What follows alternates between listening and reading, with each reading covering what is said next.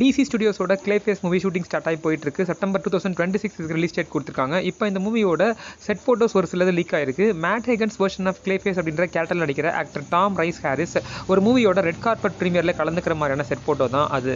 ஆக்சுவலாக மேட் ஹேகனை முதல்ல comic introduce பண்ணும்போது அவரை ஒரு அட்வென்ச்சராக தான் இன்ட்ரடியூஸ் பண்ணாங்க.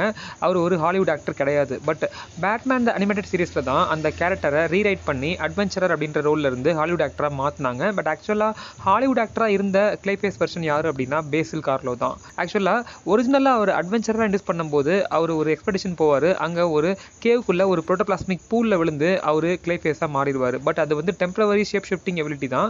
அந்த எபிலிட்டி யூஸ் பண்ணி அவர் கிரைம் பண்ண ஆரம்பிச்சிடுவார். அதை நம்ம பேட்மேன் கண்டுபிடிச்சி அந்த கிரைமை ஸ்டாப் பண்ணி மேட் ஹேகன்ஸ் வெர்ஷன் ஆஃப் கிளேஃபேஸை டிஃபீட் பண்ணுவார்.